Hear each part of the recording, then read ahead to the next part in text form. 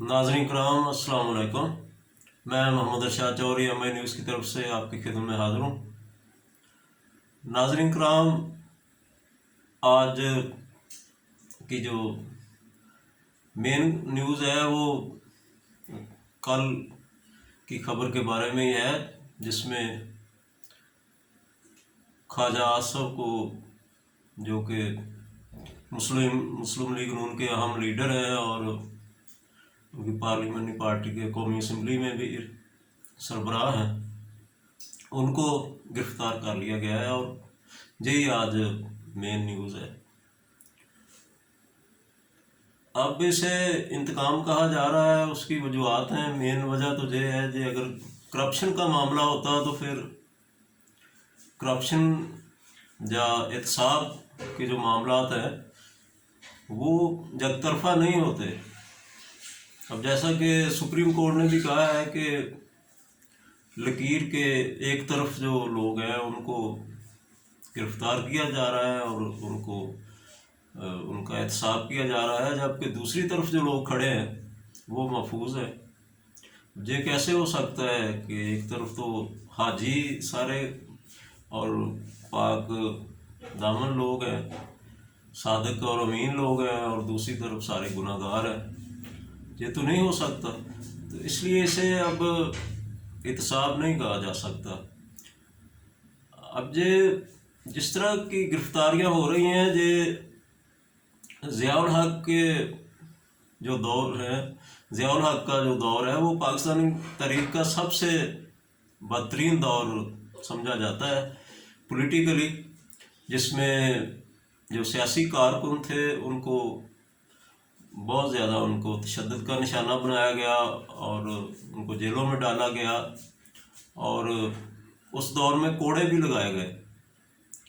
लेकिन ये इस तरह का दौर जो है, ये एक पाकिस्तान की तारीख का अजीबोगरीब और पहला दौर है, क्योंकि ज़ियाउल हक के दौर में तो मार्शल थी और मार्शल के कवानीन थे। मिसाल के तौर पर अगर आप हुकूमत के ख़िलाफ़ नारे लगाते थे तो उसकी सज़ा थी, कोड़े थे या जो भी सज़ा थी, और कानून के मुताबिक जिस तरह को मार्शल के कानून होते हैं वो कानून के तहत लोगों को सज़ा दी जाती थी। तो अब जिस तरह का एहतसाब हो रहा है, अब ये मिसयूज़ ऑफ लॉ है, कानून का गलत इस्तेमाल है, ये ज़्यादा ख़तरनाक है। जब आप कानून का गलत इस्तेमाल करते हैं, मिसाल के तौर पर किसी को बेगुनाह को पकड़ लेते हैं, तो ये ज़्यादा ख़तरनाक चीज़ है। और इस तरह के मामला तो ज़ियाउल हक दौर में पेश नहीं आए, हालांकि बहुत ज़्यादा उस दौर में सियासी कारकुनों पर ज़्यादती की गई, लेकिन इस तरह के मामला नहीं हुए कि आप कानून को इस तरह मिसयूज़ करें। जिस तरह अब राना सनाउल्लाह पर मनशियात डाल दी गई, फिर बाकी उनके जितने भी मुस्लिम लीग के लीडर हैं, मेन लीडर हैं, वो सब को जेल में डाला गया। कुछ की ज़मानतें हो गई, कुछ अभी भी जेल में हैं। शहबाज शरीफ साहब, हमजा शहबाज, फिर शाहिद खान अब्बासी की ज़मानत हो गई, आसन इकबाल की ज़मानत हुई, मुफ्ता इस्माइल की ज़मानत हुई, और कुछ अपने लोगों की ज़मानतें नहीं हुई, वो अभी जेलों में है। तो ये अब इस जो कानून है, जैसा कि वो अपोजिशन वाले कह रहे हैं, मुस्लिम लीग नून वाले कह रहे हैं कि जो बशीर मेमन साहब थे, साबका FIA के DG, उन्होंने जो कहा है कि मुझे कहा गया कि आप इन लोगों को गिरफ्तार करें और इन पर मुकदमे कायम करें। तो ये कितना मिसयूज़ ऑफ पावर है। अगर कोई भी सिविलाइज्ड कंट्री होता, महज़ब मुल्क होता, तो ये हुकूमत सर्वाइव नहीं कर सकती थी अगर इस तरह के एलिगेशन सस्टेन कर जाएं किसी हुकूमत पर कि वो अपने मुखालफिन को, जो ब्यूरोक्रेसी है, उसे बुलाकर कहें कि इनके खिलाफ झूठे मुकदमे कायम करो। तो इस तरह की हुकूमत सर्वाइव नहीं कर सकती किसी भी सिविलाइज्ड कंट्री में। लेकिन ये पाकिस्तान में जिस तरह का निज़ाम कायम कर दिया गया है, इधर इस तरह के सवालात ही कोई नहीं करता। जो सिविलाइज्ड कंट्री है वहाँ पे तो वाटर गेट स्कैंडल पे जो वो अपने अमेरिका में कोई टेप्स लीक हो गई थी, वो भी मिस यूज़ ऑफ पावर थी, तो सदर निक्सन को रिज़ाइन करना पड़ा था। और इसी तरह जो भी अथॉरिटी में आदमी है, अगर वो अथॉरिटी को मिस यूज़ करे तो ये बहुत सीरियस एलिगेशन होता है किसी भी मुल्क में। लेकिन अब मिस यूज़ ऑफ पावर जो है, अब ये कोई ऐसा एलिगेशन इधर तो आम हो गया है। अब ये देखना है कि इसके नतायज फ्यूचर में क्या निकलेंगे मुल्क के लिए। इसके नतायज नाज़रीन कराम बहुत ही ख़तरनाक निकलेंगे और मुल्क काफ़ी तवील अरसे तक पॉलिटिकल अनसर्टेनिटी और सियासी खलफशार का शिकार रहेगा।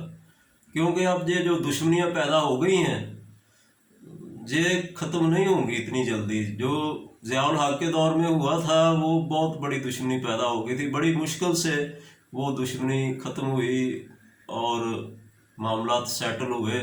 ज़ियाउल हक ने भुट्टो को जो फांसी दी थी वो एक बहुत बड़ी पाकिस्तान में डिवाइड हो गई थी, कौम दो हिस्सों में बट गई थी, तो वो आस्ता आस्ता ख़त्म हुई। वो इसलिए जल्दी ख़त्म हुई, एक तो ज़ियाउल हक त्यारे हादसे में हलाक हो गए, बाद में कोई उनकी ऐसी सियासी विरासत नहीं थी जो कि सस्टेन कर जाती, तो इसलिए वो आस्ता आस्ता फिर बेनज़ीर भुट्टो ने भी काफ़ी दरगुजर से काम लिया और सबको माफ़ कर दिया। तो इस तरह बार बार वाक़या नहीं होते माफ़ी के। तो अब ये जो हालात हैं, अब लगता है कि ये सियासी खलफशार पाकिस्तान में मुस्तकिल बुनियादों पर रहेगा। और ये हुकूमत हमेशा तो नहीं रहे, कोई भी हुकूमत हमेशा नहीं रहती, मुस्तकिल नहीं रहती। जब ये हुकूमत ख़त्म हो गई तो फिर मामला फिर भी ठीक नहीं होंगे। और पता नहीं अब ये हुकूमत चलाने वाले हैं, ये पाकिस्तान में रहते भी हैं या फिर बाहर चले जाते हैं, लेकिन जो काबू आ गए इधर, लगता नहीं है कि जिस तरह सियासी दुश्मनियाँ इनकी पैदा हो गई हैं इनको माफ़ इतनी आसानी के साथ कर दिया जाएगा। अब ये भी सवाल है कि कितनी देर तक ये बरसरेकदार रह सकते हैं। ये इधर तो अब जो बादशाहते हैं दूसरे मुल्कों में, जो रूसी सियासत, जो बादशाहत जिसको आप कहते हैं, वो अब ख़त्म हो रही हैं। तो इधर ये लोग कितनी देर तक बरसरेकदार रहेंगे, और बाद में जब ये हुकूमत चली जाएगी तो फिर मामलात भी जो हैं वो ठीक नहीं होंगे। तो ये मुल्क मुस्तकिल एक सियासी खलफशार का शिकार रहेगा। तो अब ये जो हुकूमत चला रहे हैं उनको समझ नहीं आ रही ये क्यों इस तरह कर रहे हैं, क्योंकि हिस्टोरिकली ये चीज़ें कभी ना मुल्क के मफाद में है ना उनके मफाद में है, लेकिन समझ नहीं आ रही ये ऐसा क्यों हो रहा है।